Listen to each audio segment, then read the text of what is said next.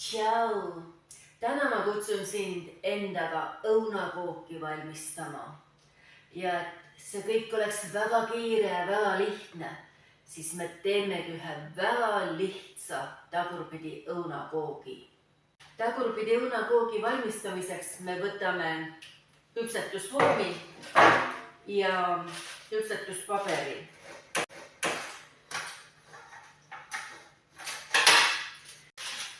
Seda ei pea tegema, aga ma lihtsalt panen selle paberi siia vormi aluse peale ja vormi omakorda siia peale.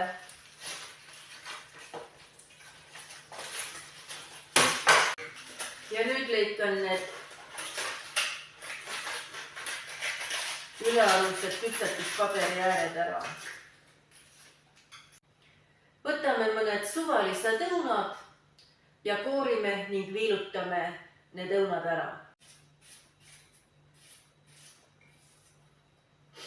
Õunaviilud on mul nüüd siia küpsetusvormi lõigatud. Nendele õunaviiludele ma raputan täiesti suvaliselt suhkrut ja segan nad kõigepealt suhkruga segamini. Siis lisan siia kaneeli.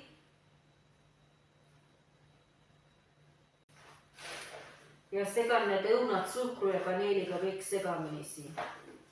Võtan pakist kuigi palju võid, kui vaja, siis võtan hiljem võid juurde ja lõikan või pisikesteks kuubikuteks.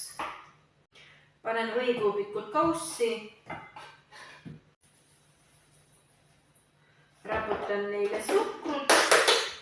Segan kõigepealt suhkruga need võikuubikud segamini täiesti suvaliselt sisetunde järgi.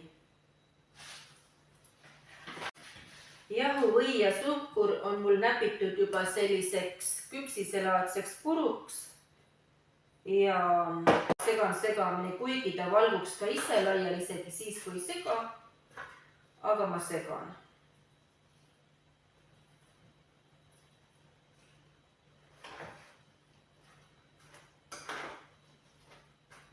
Ja ülejäänud küpsise puru ma asetan täiesti suvaliselt siia koogi peale.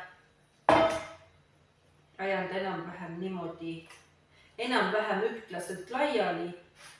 Igale poole ei peagi seda jätkuma, aga sest ta sulab ja valgub ise niimoodi laiali, nagu ta parasjagu sulama ja valguma peab. Ja nüüd ma panen selle koogikese 180 kraadi juures ahju küpsema sisetunde järgi täpselt nii kauaks, kuni ta on pealt selline kuldpruunikas ja sisetunne ütleb, et nüüd on kook valmis. Vahepeal võtsin kooga ahjust välja, lasin tal maha jahtuda ja nüüd on aeg see kook avada. Asetan taldriku koogile.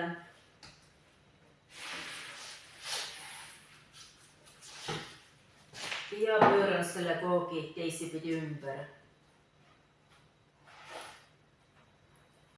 Seekord nägi see kook õigetpidi ilusam välja, nii et ma otsustasin uuesti selle koogi ümber pöörata.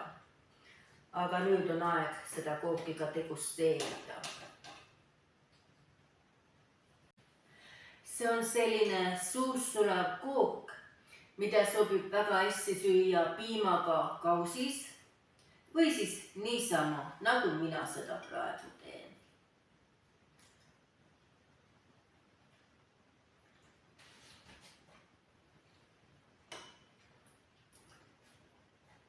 Kook on tõesti hea. Lihtne, odav, ainult õunad, suhkur, jahu ja või.